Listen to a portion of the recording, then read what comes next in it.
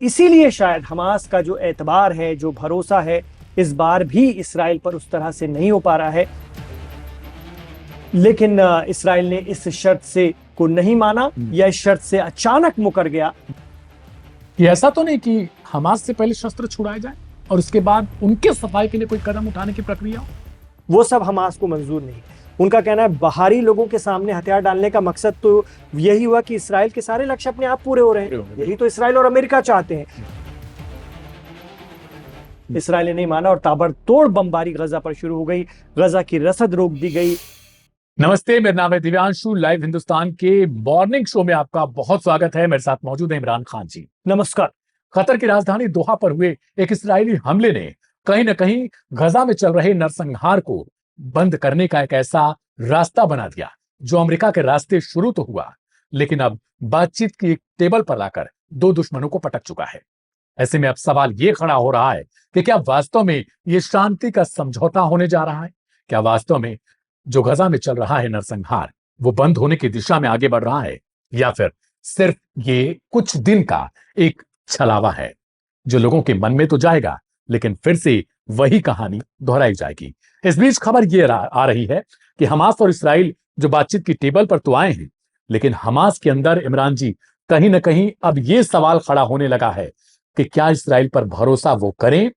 ये खबर जब मिडिल ईस्ट से निकल कर आई तो तमाम विश्लेषकों के मन में भी होने लगा कि हमास के मन में आखिर ये जो भरोसे वाली कहानी है इसराइल को लेकर वो बैठ क्यों नहीं रही है। जी, पहली बात तो यह है दिव्यांशु कि हमास और इसराइल के दरमियान इस दौरान मिस्र में बातचीत चल रही है, काहिरा में बातचीत चल रही है, अप्रत्यक्ष इनडायरेक्ट। ठीक है, इसमें मतलब दोनों आमने सामने हमारे और आपके जैसे नहीं बैठ रहे हैं। बीच में मिस्र के लोग हैं, उनके अफसर हैं, उनके अधिकारी हैं और वो एक दूसरे की बात को कन्वे कर रहे हैं, जैसे कतर में भी हुआ था। लेकिन हमने देखा कि कतर के में जो सीज फायर हुआ था रमजान से पहले, उसका हश्र क्या हुआ, किसकी वजह से हुआ, वो भी हमने देखा। और उसका नुकसान गजा को उसके बाद लगातार कितना हुआ और आज तक हो रहा है वो भी हमने देखा कि वहां भुखमरी के हालात बन गए। वहां पर एक तरह से नरसंहार के हालात बन गए, जैसा कि आरोप लगा। ये हम नहीं कहते, बहुत सारे यूरोपीय देश ये आरोप लगाते हैं, बहुत सारे अरेबियन देश, बहुत सारे मुस्लिम देश ये आरोप लगाते हैं कि गजा में नरसंहार हो रहा है। और मार्च यानी रमजान के बाद तो ये बहुत तेजी से हुआ। और उससे पहले क्या हुआ था दिव्यांशु? उससे पहले बाकायदा हमास और इसराइल के दरमियान गजा में सीज फायर हुआ था। उस सीज फायर की शर्त थी कि हमास इतने बंधकों को छोड़ेगा तो इसराइल इतने फिलिस्तीनी कैदियों को रिहा करेगा। और ये सिलसिला शुरू हो गया, बहुत सकारात्मक, बहुत मुस्बत तरीके से आगे बढ़ रहा था। लेकिन अचानक इसराइल ने क्या किया कि एक दिन कहा कि हमास सारे के सारे बंधकों को तो छोड़े। हमास ने उस वक्त इसराइल से कहा कि शर्त तो ये थी कि आप इतने छोड़ेंगे तो हम इतने छोड़ेंगे। और वो बिल्कुल तय था पहले, एक इस्राएली बंधक के बदले में इतने फिलिस्तीनी कैदी। लेकिन इसराइल ने इस शर्त से को नहीं माना या इस शर्त से अचानक मुकर गया और कहा कि एक बार में सारे बंधक छोड़ो वरना हमले के लिए तैयार रहो या हमले झेलने के लिए तैयार रहो। हमास ने कहा एक साथ तो नहीं छोड़ेंगे, जो सीज फायर की दुनिया के सामने बात हुई है उस पर सभी अमल करें। इसराइल ने नहीं माना और ताबड़तोड़ बमबारी गजा पर शुरू हो गई। गजा की रसद रोक दी गई और वहां के जो बच्चे, बुजुर्ग, महिलाएं भूख से बिलक गए। बहुत सारी जानें भूख से गईं। हम तस्वीरें देखते हैं किस तरह के बच्चों की हालात हो गए हैं, कुपोषण से वो किस तरह से मौत के मुहाने पर आके खड़े हो गए और बहुत सारे बच्चों की जान चली गई। ये रिपोर्ट्स हैं, मीडिया रिपोर्ट्स हैं जो लगातार हम सभी देख सुन पढ़ रहे हैं। और इसको लेकर के यूनाइटेड नेशंस ने भी इसराइल की अच्छी खिंचाई की, खासी खिंचाई की। बहुत सारे और देशों ने भी इसराइल को कटघरे पे खड़ा किया, यहां तक कि उसे वॉर क्रिमिनल बनाया गया और घोषित किया गया बाकायदा।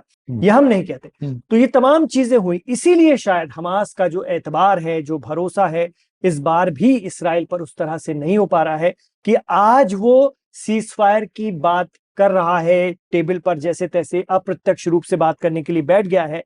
लेकिन अगर सारे बंधक छूट गए, हमास को जितना कि हम स्टडी कर पा रहे हैं, जितना कि हम मिडिल ईस्ट के जो जानकार हैं उनसे बात कर पा रहे हैं, तो हमास का जो खदशा है, जो भय है, जो डर है, वो यही समझ में आता है, जो दिख रहा है कि अगर ऐसा ना हो कि सारे बंधक की रिहाई हो जाए, सारे बंधकों की रिहाई हो जाए जितने भी हमास के पास हैं, जीवित या मृतक, और उसके बाद इसराइल फिर अपनी शर्त से मुकर जाए और गजा को तबाह कर दे, हमास को पूरी तरह, क्योंकि पीएम नेतन्याहू लगातार इस बात को दोहरा रहे हैं। मैं आज की बात बता रहा हूं अभी आपको कि कुछ वक्त पहले का ही एक बयान है प्रधानमंत्री नेतन्याहू को एक चैनल में दिए इंटरव्यू के दौरान उन्होंने साफ तौर पर कह दिया गजा में कुछ रुकने वाला नहीं है। राष्ट्रपति ट्रंप के हवाले से उन्होंने कहा वो बैक कर रहे हैं मुझे, यानी बैकडोर से उनका समर्थन है। खुद राष्ट्रपति डोनाल्ड ट्रंप का उन्होंने नाम तक लिया है। उन्होंने कहा है कि हमास का सिर्फ सफाया होगा गजा से और युद्ध नहीं रुकने वाला, ना इस्राएली हवाई हमले रुकने वाले हैं। करीब करीब 60 से ज्यादा मौतें फिर से हुई हैं इन बयानों के बाद, इन शांति प्रस्तावों के बाद, जबकि हमास ऑलरेडी इसको एक्सेप्ट कर चुका है एक तरीके से। और शायद यही वजह है कि अभी कुछ घंटों पहले खबर आई है कि प्रेसिडेंट ट्रंप ने पीएम नेतन्याहू से फोन पर बात की और उन्हें एक तरह से काफी फटकारा है, लताड़ा है।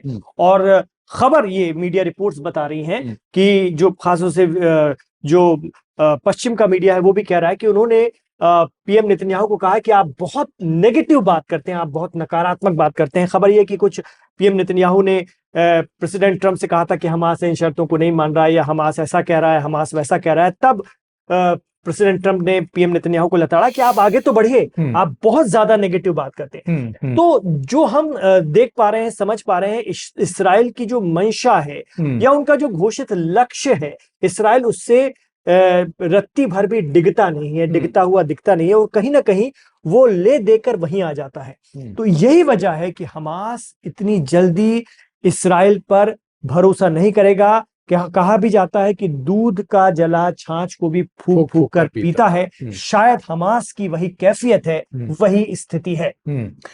अब इस लिहाज से देखा जाए तो दर्शकों के मन में सवाल यह है कि क्या हो सकता है आगे। जिस तरीके से नेतन्याहू का बयान आ रहा है, प्रधानमंत्री नेतन्याहू जिस हिसाब से वो अग्रेसिव मूड में दिख रहे हैं, एक तरफ वो शांति वार्ता के लिए भी कदम उठा रहे हैं जैसा उनका कहना है। खुद राष्ट्रपति डोनाल्ड ट्रंप के साथ जब अमेरिका के वाशिंगटन में उनकी बैठक चल रही थी, प्रेस कॉन्फ्रेंस में उन्होंने बाकायदा कतर से माफी भी मांगी थी। तो एक तरफ वो माफी मांगने वाला भी रवैया उनका दिखता है, दूसरी तरफ वही अग्रेशन दिखता है हमास के खिलाफ गजा में युद्ध के लिए। और जिस तरीके से उनके बयान हैं, कहीं ऐसा तो नहीं कि जो जानकार या फिर हमास के जो कहीं ना कहीं एक तरीके से हितैषी हैं, उनकी तरफ से जो आशंका जताई जा रही है कि ऐसा तो नहीं कि हमास से पहले शस्त्र छुड़ाए जाए और उसके बाद उनके सफाई के लिए कोई कदम उठाने की प्रक्रिया हो। यही वजह है दिव्यांशु की हमास जो खबरें हम तक पहुंच रही हैं, बातचीत शुरू हुई है चूंकि मिस्र में, तो उसमें जो पहली और बहुत स्ट्रिक्ट तौर पर जो उन्होंने एक तरह से अड़ गया हमास जो शर्त रखी है कि इस्राइल गजा से जो आबादी वाले इलाके हैं जहां वो अंदर तक आ गया है वहां से पूरी तरह से हटेगा, उसके बाद ही आगे बात होगी। ये हमास ने एक बड़ा अड़ंगा लगा दिया है। इसको अड़ंगा कह सकते हैं, शर्त कह सकते हैं, जो भी आप कह दें, वो हमास की तरफ से आया है। तो अगर इस्राइल वहां से नहीं, क्योंकि अगर शस्त्र हमास डाल दे, हालांकि हमास शस्त्र नहीं डाल रहा है, ये भी उन्होंने साफ कहा है। उन्होंने कहा है फिलिस्तीन अथॉरिटी, क्योंकि इसमें जो बातचीत हो रही, जो खबरें पहुंच रही हैं वो ये है कि इसमें फिलिस्तीन अथॉरिटी, जिसका वेस्ट बैंक में पहले से शासन है और जिसे दुनिया भर के बहुत सारे देशों की मान्यता है, अरेबियन और मुस्लिम देशों की भी मान्यता है, वो भी इसमें पार्टी है। तो हमास ने उनसे कहा है कि उनका शासन गजा में नाफिज होना चाहिए, लागू होना चाहिए। उसके बाद हम देखेंगे कि वो किस तरह का शासन होता है। अगर हमें हथियार छोड़ना होगा या किसी भी तरह से हम इस मामले में कोई फैसला लेंगे, अभी लिया नहीं, लेंगे तो हम उनके सामने लेंगे। अच्छा जी, हम किसी विदेशी जो टेक्नोक्रेट गवर्नमेंट की बात करते हैं प्रेसिडेंट ट्रंप, जिसमें कि बाहर के लोग भी हों, थोड़ा सा नजर रखेंगे, वो सब हमास को मंजूर नहीं है। उनका कहना है बाहरी लोगों के सामने हथियार डालने का मकसद तो यही हुआ कि इस्राइल के सारे लक्ष्य अपने आप पूरे हो रहे हैं, यही तो इस्राइल और अमेरिका चाहते हैं। तो हमास इस पर शायद रिजेक्ट हो गया है, बहुत ज्यादा अड़ गया है, और उसका साफ कहना है कि पहले इस्राइल वहां से, इसलिए वो पहले कहे हमारी पहली शर्त मानो कि आप पहले वहां से हटो।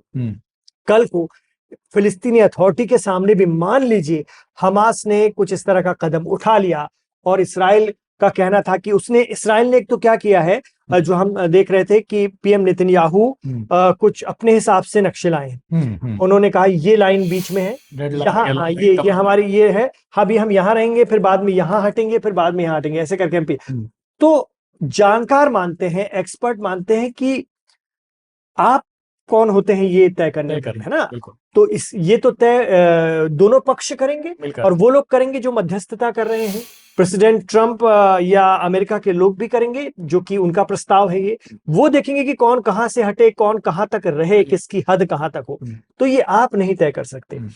तो अभी यही हमास को डर है कि इस्राइल अपनी तय की हुई सीमाओं से कहे कि हम थोड़ा इधर हट जाते हैं, अब आप हथियार डालिए। पता लगा कि उन्होंने कोई इस तरह का कदम उठा लिया, बाद में हो सकता है इजराइल आक्रामक हो जाए, क्योंकि अपने लक्ष्य को नहीं छोड़ रहा है। और खुद पीएम नेतन्याहू बाकायदा इस बात को, जैसा कि आप बता रहे हैं, कह रहे हैं कि हमारा लक्ष्य हमास का खात्मा है। और वो अपने लोगों को, जो हिब्रू मीडिया में जब वो संबोधित करते हैं, तो इंटरनेशनल प्लेटफॉर्म पे वो अब एक तरह से अलग तरह की बात रखते हैं, जब लेकिन वो अपनी जनता को, क्योंकि उनको भी अपनी जनता को, अपने लोगों को जवाब देना है। और वो हैं तो एक पॉलिटिशियन ना, एक राजनीतिक शख्सियत है, तो कहीं ना कहीं उन्हें भी अपने लोगों को जवाब देना है। तो उनका साफ कहना है कि हम तो अपने लक्ष्य से नहीं हटेंगे, हम गजा में हमास का खात्मा करेंगे। एक बात, लेकिन जिनका खात्मा करने का आप अज़्म लिए हुए हैं, कसम खाए हुए हैं, आपको उन्हीं से बात करनी पड़ेगी, पड़ रही है, पहले भी करनी पड़ी और अब भी करनी पड़ रही है। तो कहीं ना कहीं इसको हम इस नजरिए से तो जरूर देख सकते हैं कि एक बार फिर हमास ने इसराइल को बातचीत की टेबल पर ले ही आया, चाहे इसराइल कितना भी इस बात को न चाहे, लेकिन इस तरह की परिस्थितियां दुनिया ने बना दी कि इसराइल को बातचीत की टेबल पर आना ही पड़ा। और जो उनका एक मोटिव है, एक लक्ष्य है कि हम किसी भी तरह जो आक्रामकता से गजा को खाली करा लेंगे या गजा से निपट लेंगे या हमास से निपट लेंगे, वो अब तक संभव नहीं हो पाया है। फिलहाल तो यही दिख रहा है।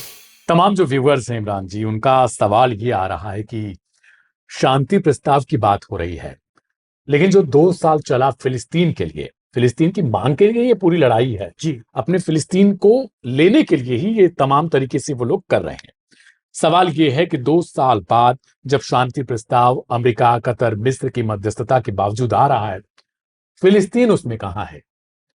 सिर्फ गजा में शांति वार्ता चल रही है जी, फिलिस्तीन का तो कोई जिक्र तक नहीं किया गया कि फिलिस्तीन है या नहीं। तो इसमें बिल्कुल आप सही कह रहे हैं इस बात को। न अमेरिका को इसमें इंटरेस्ट है, न इसराइल को तो हो ही नहीं सकता। और अमेरिका भी बात, अभी सिर्फ दिव्यांशु, हमारे दर्शक भी इस बात को समझ रहे होंगे, अभी सिर्फ और सिर्फ गजा में शांति के लिए बात हो रही है कि ये जो खाना जंगी वहां चल रही है, जो ये लगातार जो बमबारी हो रही है, जो लगातार लोग पीड़ित हो रहे हैं, वो रुक जाए। सिर्फ और सिर्फ इसकी बातचीत हो रही है। और इसके लिए इजराइल की पहली शर्त है कि हमास हथियार डाले और गजा में उसकी कोई भूमिका ना रहे।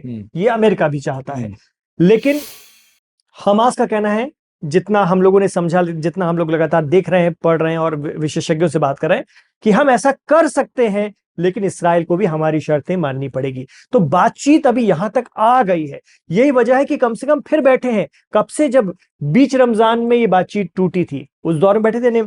ये बात है मार्च महीने की, और अब एक बार फिर बैठे हैं। मार्च से लगातार बमबारी चल रही थी गजा में, अब ये लोग फिर बैठे हैं। तो यहां तक बैठ गए हैं, यही एक बहुत बड़ी कामयाबी है। अब इसके आगे क्या होता है, कल को क्या हो जाए, कोई नहीं जानता, लेकिन बैठ गए हैं वही। और वो सिर्फ और सिर्फ ऐसा लगता है अमेरिका ने जो प्रेशर बनाया, क्योंकि अमेरिका पर भी प्रेशर है बहुत तगड़ा, जिस तरह से उन्हें अपनी भी आवाम को जवाब देना है कि, और खुद प्रेसिडेंट ट्रंप को नोबेल प्राइज हासिल करना है, ये उनका एक लक्ष्य है।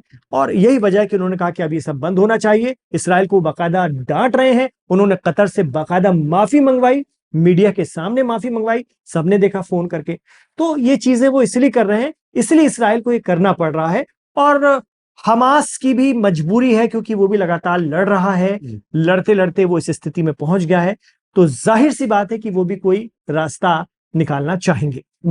ये तो बात हो गई हमास और उसकी, लेकिन बहुत एक उस तरीके का सवाल भी हो सकता है कि अगर हमास ने शस्त्र रख दिए, जी, हथियार डाल दिया, जमा हो गए, चाहे वो पैलेस्टीन अथॉरिटी के पास जमा हो, चाहे मिस्र में रखा जाए, और हमास जब अस्तित्व विहीन होगा, तो फिलिस्तीन खुद ब खुद अस्तित्व विहीन हो सकता है। मांग उठाने वाला कोई बचेगा ही नहीं। देखिए, इस बारे में जहां तक हम लोग बहुत सारे एक्सपर्ट से बात करते रहते हैं, तो मिडिल ईस्ट को जो बहुत अच्छी तरह से समझते हैं और इस पूरे क्राइसिस को जो बहुत अच्छी तरह से समझते हैं, उनका ये कहना है कि हमास सिर्फ एक सशस्त्र विंग नहीं है, आर्म फोर्स नहीं है, और बकौल अमेरिका, इसराइल और बहुत सारे पश्चिमी देश जिसे आतंकवादी संगठन कहते हैं, वो सिर्फ वो नहीं है, बल्कि हमास, हालांकि एक बात ये भी सच है कि हमास ने बरसों से गजा में इलेक्शन नहीं कराया, जबकि वो इलेक्शन जीत चुका है। वो एक संसदीय प्रक्रिया का खुद हिस्सा रहा है, एक लोकतांत्रिक प्रक्रिया का हिस्सा रहा है, लेकिन बावजूद इसके उसने बरसों से वहां पर इलेक्शन नहीं कराया। ये हमास पर भी प्रश्न चिन्ह होता है, बनता है। बहरहाल, हमास सिर्फ एक सशस्त्र विंग नहीं है, बल्कि हमास बहुत सारे ऐसे कामों को अंजाम इस वक्त गजा में ही दे रहा है, जो कि चल रहे हैं, जो या पहले से चलते रहे हैं। अगर हम देखें तो वहां पर हर जगह हमास ही है, हर रूप में हमास शामिल है। तो अगर हम कहें कि हमास की सशस्त्र विंग हथियार डाल भी दे, तब भी हमास का वजूद गजा से नहीं मिट सकता। वो किसी ना किसी रूप में वो सड़कें बनाने लगेंगे, वो हॉस्पिटल बनाने लगेंगे, वो स्कूल बनाने लगेंगे। आप कहां कहां से हमास को हटाएंगे? क्योंकि बहुत से हमारे एक्सपर्ट बताते हैं कि गजा के लोग ही तो हमास हैं। अगर वो हमास नहीं होते तो क्या इतने दिनों तक, 2 साल तक इसराइल की आक्रामकता के सामने टिक पाते? तो कहीं ना कहीं आवाम जो है वही, हमास एक सिर्फ हथियारबंद मूवमेंट नहीं है, बल्कि वो गजा की जो पब्लिक है उसकी भावना है, और वो हर जगह हर रूप में वहां पर मौजूद है। बहरहाल इमरान जी, आपका बहुत शुक्रिया हमसे जुड़ने के लिए, जी। दर्शकों के उन तमाम सवालों के जवाब देने के लिए। फिर भी अगर आपको लगता है कि कोई सवाल बहुत जरूरी था जो हमसे छूट चुका है और उसका जवाब आपको चाहिए, या आपके मन में भी कुछ इस तरीके के सवाल हैं, तो उसे कमेंट बॉक्स में अपने नाम के साथ, अपनी लोकेशन के साथ, कहां से आप हमें देखते हैं और क्या अभी तक आपने चैनल को सब्सक्राइब किया है, ये भी सवाल हमारा आपसे है। आप में से बहुत सारे लोग देखते तो हैं वीडियो, लेकिन चैनल को सब्सक्राइब करना बस छोटा सा भूल जाते हैं। तो करिएगा जरूर सब्सक्राइब, और दूसरों को भी भेज सकते हैं आप इस वीडियो को, ताकि उनको भी एक जानकारी, फिलहाल अपडेट मिलती रहे। और हाँ, प्रतिदिन सोमवार से शुक्रवार तक करीब आपको ये वीडियो मॉर्निंग शो में मिलता रहेगा। हमसे जुड़ने के लिए आपका भी बहुत शुक्रिया। लाइव हिंदुस्तान पर बने रहिए, सब्सक्राइब करना बिल्कुल मत भूलिएगा। मेरा नाम है दिव्यांशु, नमस्कार। नमस्कार। मिस्र में हमास और इसराइल के दरमियान इनडायरेक्ट बातचीत शुरू हो गई है। मीडिया रिपोर्ट बता रही हैं कि हमास इसराइल की कैद में रह रहे अपने कुछ बड़े नेताओं को आजाद कराने के लिए रणनीति बना चुका है। जी हां, कहा जा रहा है कि हमास के वो लीडर जो बरसों से इसराइल की कैद में हैं, उनकी रिहाई को लेकर भी मिस्र में हमास ने शर्त रख दी है। यानी इसराइल के बंधकों के बदले हमास भी अपने बड़े नेताओं को छुड़ाने की कोशिश में लग चुका है। ट्रंप के गजा सीजफायर के 20 सूत्रीय प्रस्ताव को एक्सेप्ट करने के पीछे हमास की एक खास कार्य योजना भी है, जिनमें कुछ ऐसे लीडर्स को छुड़वाना है जो बरसों से इसराइल की कैद में हैं, और इनमें से कुछ 7 अक्टूबर 2023 के हमले के बाद इसराइल के जरिए हिरासत में लिए गए थे। मीडिया रिपोर्ट बताती हैं कि हमास लीडर मरवान बरघूती, जो फतह तंजीम के प्रमुख हैं और जो दूसरे इंतफादा के दौरान इसराइल पर हमले की कार्ययोजना बनाने वालों में शामिल थे, उन्हें छुड़वाने को लेकर हमास अड़ सकता है। बरघूती को इसराइल में 5 उम्र कैद की सजा मिली है। कहा जा रहा है कि हमास मिस्र में इसराइली बंधकों के बदले अपने एक और लीडर अहमद सादात के लिए भी डील कर सकता है। अहमद सादात पर आरोप है कि साल 2001 में इसराइली टूरिज्म मंत्री रहवाम जेएवी की हत्या की साजिश उनके जरिए ही रची गई थी। वो इसराइल में 30 साल की जेल की सजा में है। इनके अलावा हमास लीडर इब्राहिम हामिद के नाम पर भी हमास डील कर सकता है या अड़ सकता है, जो हमास की वेस्ट बैंक इकाई के कमांडर हैं और बरसों से इसराइल की हिरासत में हैं। काहिरा से आ रही खबरों में इशारे मिल रहे हैं कि हमास अपने एक और कमांडर अब्बास अल सैयद को भी सीजफायर डील में छुड़वाने के लिए दबाव बनाएगा। इसके अलावा हमास लड़ाके हसन सालामेह के लिए भी ग्रुप लगातार इसराइल से इनडायरेक्ट बातचीत कर रहा है। इसराइल के चैनल 12 ने हमास के सूत्रों के हवाले से कहा कि हमास अपने इन बड़े लीडर्स की रिहाई के लिए इतना बेचैन है कि इनकी रिहाई पर उसने पूरी डील को तय करने का फैसला ले लिया है। हमास का कहना है कि वो इन कैदियों की रिहाई से पीछे नहीं हटेगा, चाहे इससे समझौता खतरे में ही क्यों ना पड़ जाए। बताया जा रहा है कि इस समय इसराइल में हमास से जुड़े हुए 303 कैदी आजीवन कारावास की सजा काट रहे हैं।